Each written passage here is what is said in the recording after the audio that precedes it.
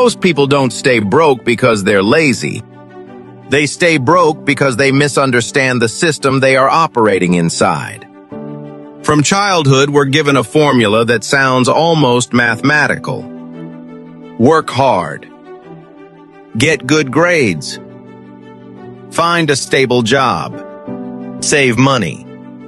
Be responsible. And eventually, you will be financially secure. It sounds reasonable. It sounds safe. It sounds proven.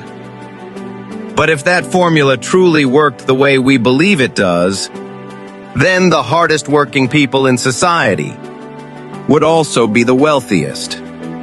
And they aren't. The people waking up at 5 a.m. to catch buses. The people working 12-hour shifts. The people doing physically exhausting labor. The people juggling 2 jobs just to survive. They are not the primary owners of wealth. So effort alone clearly isn't the determining variable, which means something else is. And that something else is structure. There are 2 different financial games being played in the modern economy. Most people only know one of them. The first game is the income game. You exchange time for money. You are paid for hours worked. You increase income by increasing effort, skills, or credential. This is the employment model. And it works, to a point. It provides stability. It provides predictability. It provides structure. But it has a ceiling. Because time is finite. You only have 24 hours in a day, which means your income is mathematically capped by your availability. Even if you double your hourly wage, you cannot double your time. This is the first structural limitation most people never examine. Now here's where the trap begins. As income increases, lifestyle usually increases faster. A slightly better job leads to a slightly better apartment. A raise leads to a new car. A promotion leads to more financial commitments. The system subtly encourages this. Advertising equates success with visible consumption. Social media amplifies comparison. Banks make financing effortless. Buy now. Pay later. Upgrade now. Worry later. And slowly, liabilities accumulate. Car payments. Credit card balances. Subscriptions. Lifestyle inflation disguised as progress. Debt changes the equation entirely, because now your future income is already promised to someone else. You're no longer working just for today. You're working to pay for yesterday. And the cycle becomes self-reinforcing. Work. Earn. Spend. Borrow. Repeat. At no point in that loop are you building ownership. You're maintaining motion.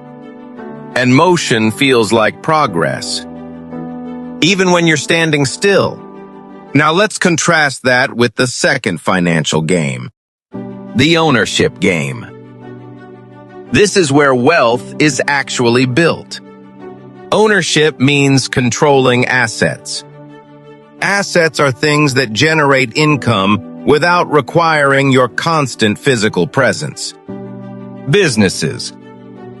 Real estate. Equity in companies. Intellectual property. Systems. The defining characteristic of an asset is that it produces value repeatedly. A job pays you once for your time. An asset can pay you indefinitely. That difference is leverage. Leverage is the ability to produce output greater than your direct effort. A rental property produces income whether you are asleep or awake. A business generates revenue through systems and employees. Shares of a company grow as the company expands, even if you are not involved in its daily operations. This is not about working less. It's about working differently. In the income game, effort equals income. In the ownership game, structure equals income. There's another layer most people overlook: risk perception. Starting a business feels risky. Investing feels volatile. Buying real estate feels complex. So many people default to employment because it feels safer. But safety is often misunderstood. Having a single employer is concentrated risk. If that one income source disappears, your entire financial structure collapses. True financial resilience comes from diversified income streams. Multiple sources, multiple structures, multiple forms of ownership. That's not riskier. That's structurally stronger. Now let's talk about inflation. Even if you work hard, even if you save consistently, if your money is not invested in productive assets, inflation erodes it. Prices rise. Purchasing power falls. The same amount of money buys less each year. This means saving alone is not a wealth strategy. It is preservation. And even then, only temporary. To build wealth, your money must compound. It must be placed in environments where it grows faster than inflation. That requires ownership. Here's where the systemic design becomes clear. The modern economy runs on consumption. Economic growth depends on spending.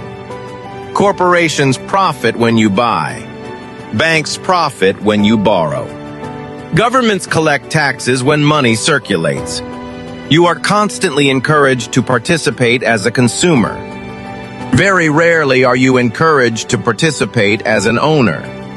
Schools teach employment skills. They rarely teach asset acquisition. Media promotes lifestyles. It rarely explains balance sheets. This is not necessarily malicious. It is structural. The system is optimized for circulation, not individual wealth maximization. If you do not consciously shift roles, you remain fuel for the engine. Let's make this practical. Imagine two individuals.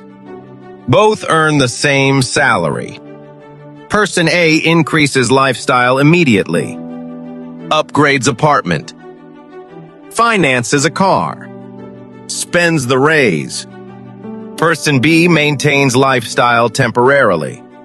Uses surplus income to acquire assets. Index funds.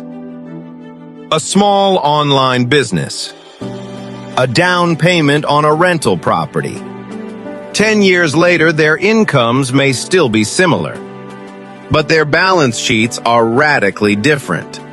Person A must continue working at full capacity. Person B has income arriving from multiple sources. Same effort. Different structure. Different outcome. This is why hard work alone does not guarantee wealth. Hard work inside a capped system produces limited results. Hard work inside a leveraged system produces exponential results. The wealthiest individuals are not always the hardest workers. They are often the most strategically positioned. They prioritize control over consumption. They build systems before upgrading lifestyle. They acquire assets before liabilities. They understand that money flows toward ownership. So why do most people stay broke even when they work hard? Because they are trained to pursue income in a system that rewards ownership. Because they increase lifestyle before increasing assets. Because they take on liabilities before building leverage. Because they confuse motion with progress. because they underestimate the long-term impact of structural decisions. And because no one clearly explained the difference between the two financial games. Until now. This isn't about blaming the system. It's about understanding it. Once you understand structure, you can reposition yourself inside it. In the next episode, we go deeper. If ownership is the real engine of wealth, then what role does the banking system actually play? Who benefits most from debt? And how is money created in the first place? To understand the system, you have to understand the engine. See you in the next episode.